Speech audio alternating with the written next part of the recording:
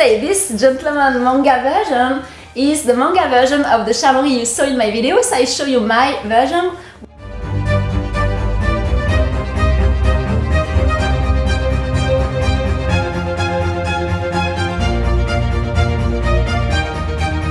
Because of the cover, basically, because I thought it was quite beautiful, and It's way too hard.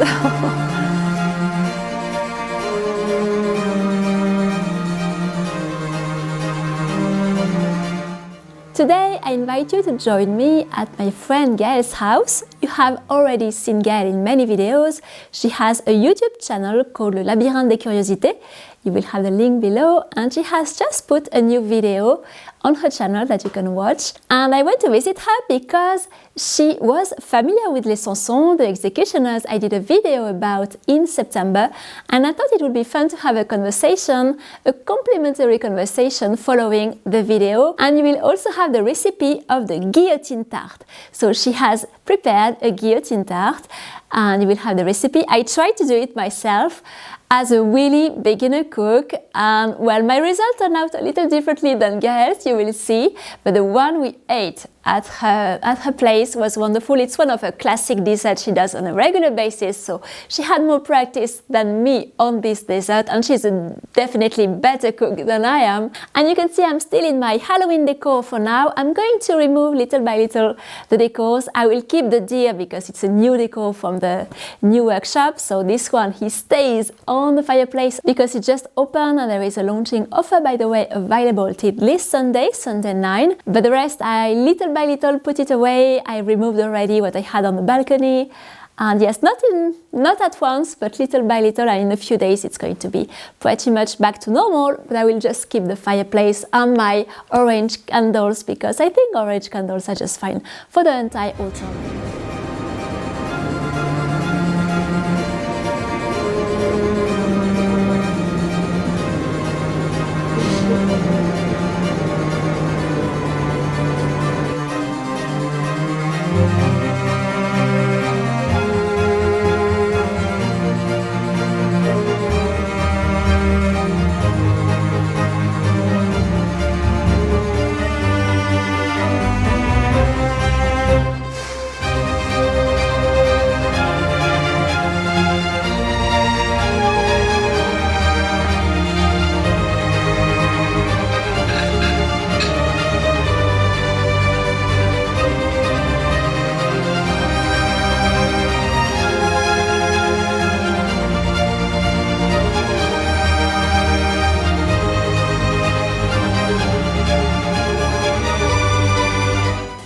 Doing a sort of autumnal Halloween tea time and an execution at tea time. She has baked this beautiful tarte à la Sanson. As you can see, there is a guillotine and it's very bloody. You can even see the heads of all the people who have been beheaded. Maybe you will give us the recipe.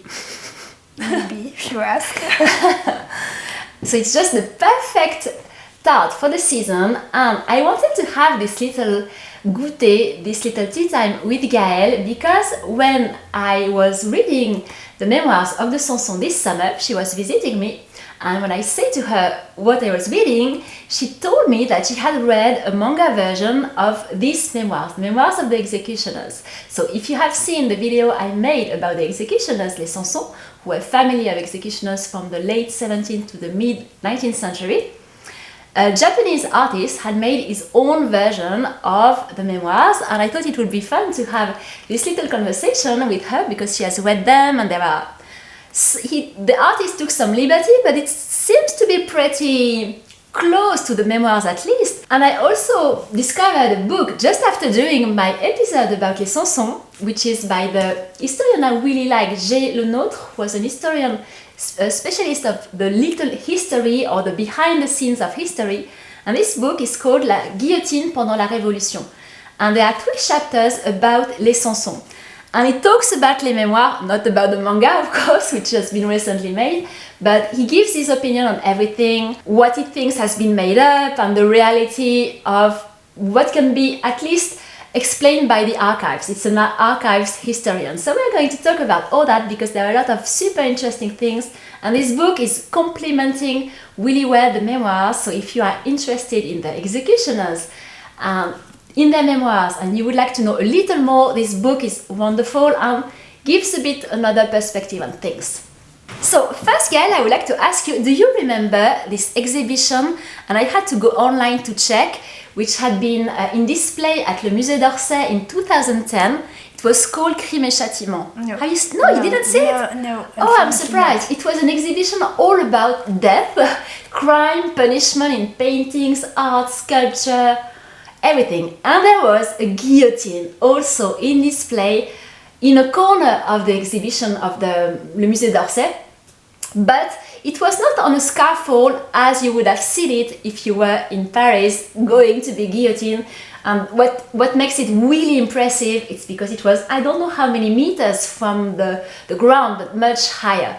So there it was less impressive and spectacular, but still it was a real guillotine. And today there are, I checked online to see there are 13 guillotines which remain around the world. There is one in the south of France, but it's hard to see them. If you have seen a guillotine, by the way, a real one, not a fake one, I would love to know. So how did you discover this series of manga? Because I'm not into manga. Gaëlle loves Japan. She has an interest a bit more for manga, but not only manga, but the Japanese culture in general. And I find it interesting that they were inspired to really use the memoirs to do them. So I checked a little before we filmed this, and he has done his version after the Japanese adaptation of the memoir. First, why you were interested to read them, why you like them, now you're interested to read the real memoirs. Of course.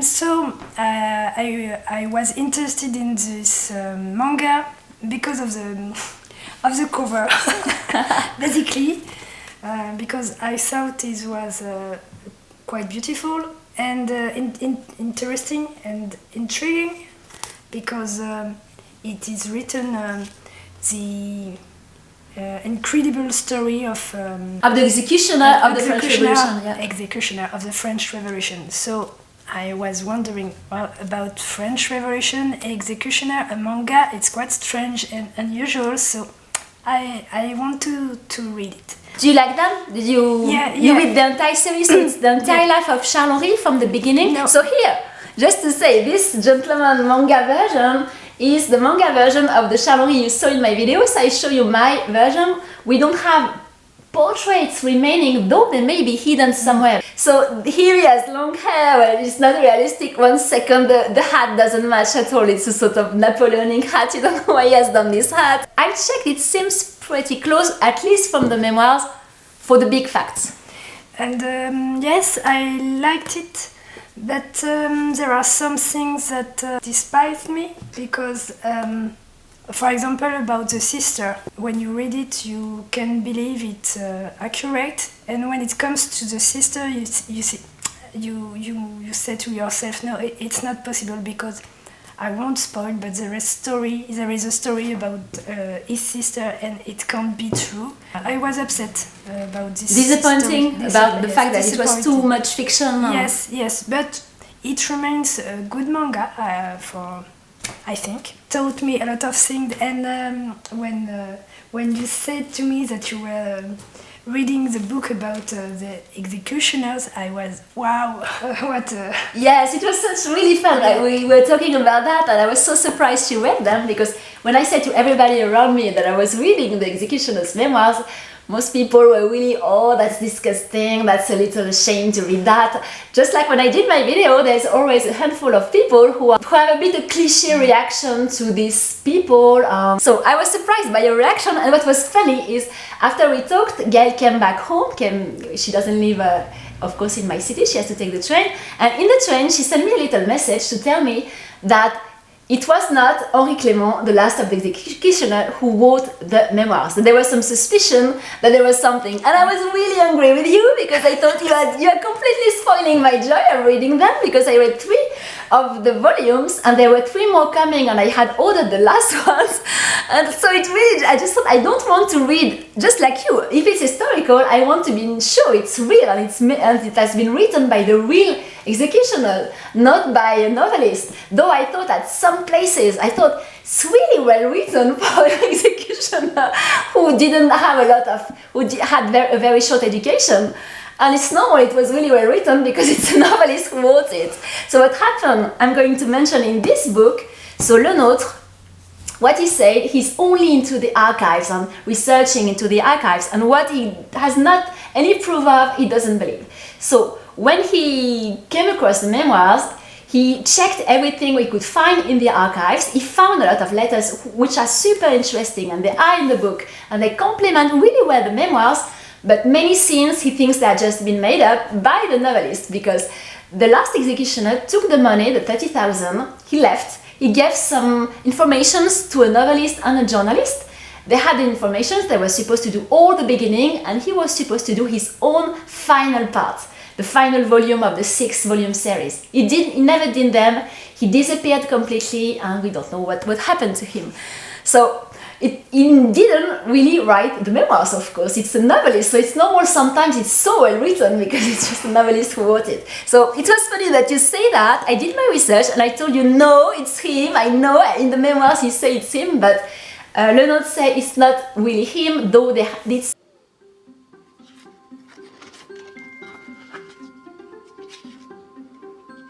Back home, I tried to do the guillotine tart, so la tarte à la praline, the speciality of Lyon, following Gaëlle's recipe.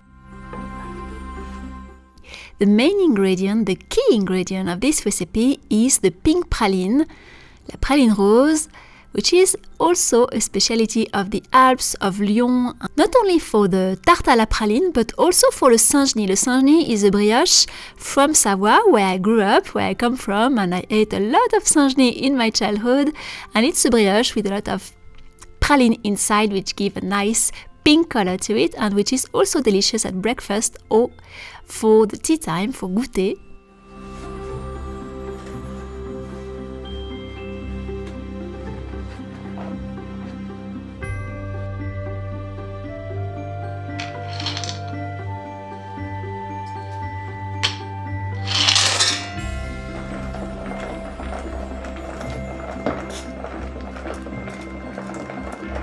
Well, the final result is very different from Gaëlle'sTarte, the texture, the color.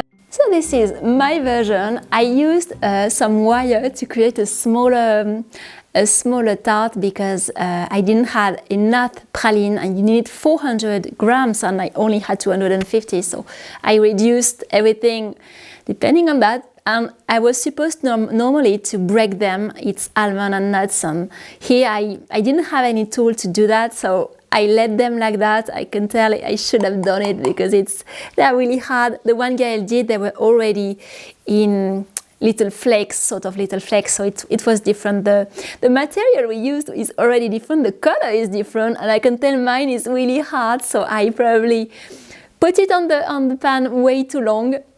The texture is already entirely different than Gaëlle's texture. I'm a beginner, it has to be expected, and yes, I can tell it's really harder. Hers was really soft, so I don't know. It's maybe I think I used it really too long on the pan, stirring it, and it was probably not the thing I should have done for that long. Yes, for Gaëlle it was really melting. Mine is not melting at all here. We'll see, I hope it's not too hard. Okay, we are going to try. I can tell it's absolutely not like Gaëlle already. Maybe the dough is nice. Now this is way too hard. I can't even break it. Maybe I can't even. It's like a big caramel texture. Hola, yes, it's really, really too hard. Okay, I'm going to try like that. Yes, it's nice, but it's just not the same texture. No, it works. After all, the tart is a little too much. Maybe if you try it, maybe you have to let it on the pan a little less than it's supposed to. She told me, well, half an hour, but my quantity was smaller. The dough is really nice. I have to say, it's a good quality with a nice taste of butter. Maybe you could try with some sugar-coated almond and nuts if you don't have access to the praline. I totally recommend it, and I'm going to try to next time find the praline with the small pieces in the bags, because you have them in different versions here and not with the full nuts, because it doesn't melt the same way. But I'm going to continue my guillotine tart, and I will for sure experiment until I reach the same result than Gaëlle. This is the goal. And what I find fascinating, GUILLOTINE mentioned that in his book, is what became of this sword, for example. Yeah, you can't put to the trash bin a sword which has been used to behead someone. So he said in his book that though he doesn't believe in all the aspects of the memoirs, he said that after all we don't have any proof, like the diary of Charles-Henri is fake for him, it didn't exist. He could have said everything. When we read the letters from the archives, they are very close in the complaints of his job, in the burden of his job, all that. But he didn't write it. Just the same for the manuscript of the first Sansons. This is also, it's written in the 17th century style. And when I was reading it, I thought, it's strange because I've read Charles Perrault's memoirs, his brother, diary of journal of traveling, and the way they were writing is actually much closer to the modern French than the French which is used for this manuscript where the first Sansons de Longueval writes his confessions, which sounds very old. There's sort of way to build a sentence. You think, it almost sounds medieval or 15th century, really.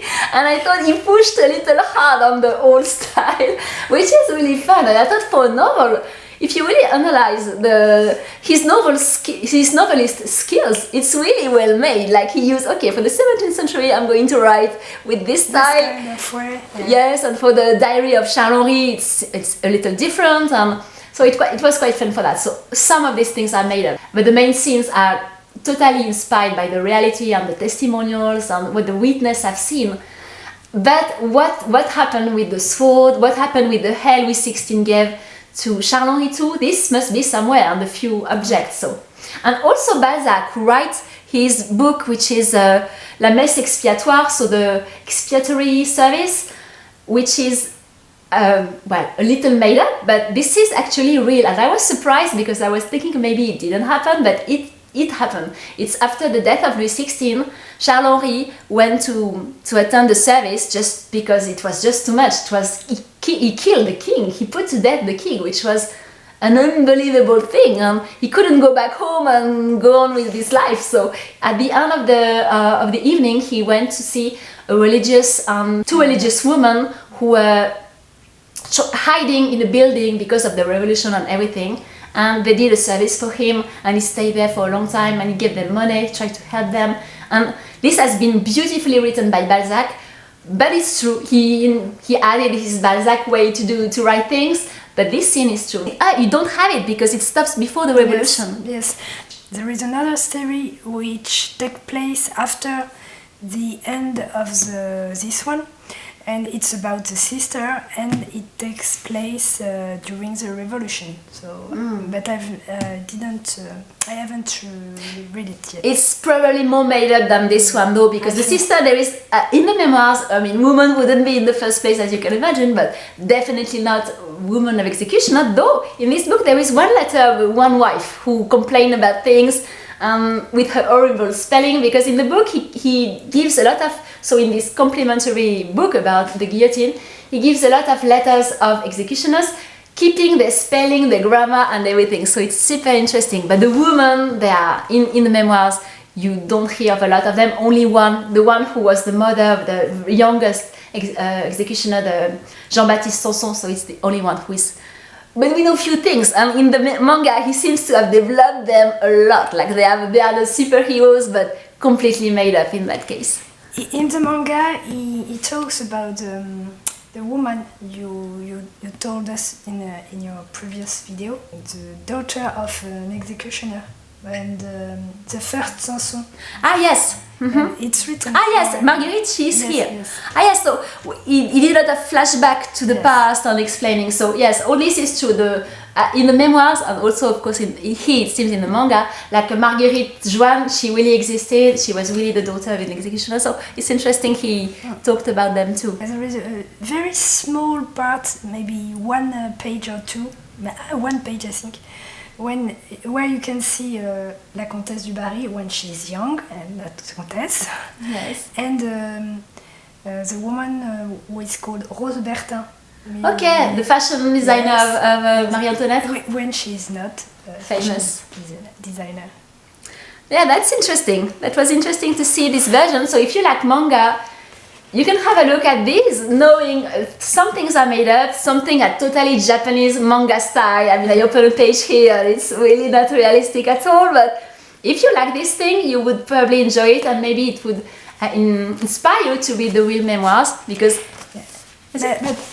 it's for mature readers. Yes, it's not for young people. There is a lot of violence, blood, and sometimes sex too, so you must be aware of it. Yes, in the memoirs there is a lot of blood, a lot of violence, yes, we can say that, but it's for, otherwise it's moral. The moral is safe. Not in the manga. Yes, so yes, you can find them easily on all the places where you buy books, and you can definitely buy the memoirs too. I already mentioned the translation you have access to if you are English, and in French it has been also recently published. But we are probably going to have another slice of this delicious tarte. It's not only a tarte à la Sanson, but it's also a speciality of Lyon, because la tarte à la praline is a speciality of this corner of France, and I really recommend it to you because it's absolutely delicious. I love it. And Gaëlle did it entirely herself. The red part, the dough, it's entirely made homemade, and it is really good. And you say for this part you use a recipe inspired by Bocuse. Yes. Yes, so it has to be good. I think it is. Yes, it is very good. So thank you very much for watching this little tea talk and Sanson tart talk around the memoirs and the manga, because it was interesting to see, knowing that you have read a manga version of it, and I didn't know anyone who was even interested in the executioner in the first place, so it was really fun. We are friends. It's not by chance. Yes, I think so. I think it had to be so. Yes, it was really fun, a really fun coincidence. So I'm catching up with all the videos which were supposed to arrive in October, and they're going to arrive in November, so you will have more videos to see even this week. I'm also taking care of the entrance hall, among many other things, and I'm quite excited of the result. It's going to be really nice, and of course you will see it. And maybe the deer might go in the entrance hall, because the wallpaper I've chosen is pretty dramatic, and it's going to be nice to play with the decor. If you are interested in the deer burst, you have the link under this video. There is a launching offer available till November 9. The workshop will close its doors at the end of November, but if you are interested, you can take advantage of the launching offer. And all the Christmas workshops have also reopened their doors, and they have a reopening offer available till November 15. So whether you are interested in the deer or starting your Christmas decors a little in advance, you can have a look and maybe decide to join one of them.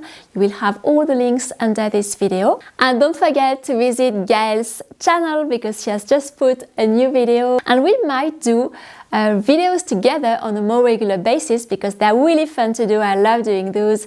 Gaëlle has a lot to share. She travels a lot, she visits a lot of things, and it's always interesting to have nice conversation with her. So we will probably have another video together soon. Thank you very much for watching. I hope you had, by the way, a nice Halloween. Don't forget to subscribe if you don't want to miss all the nice videos coming, and there are many videos to come. And I will see you very soon.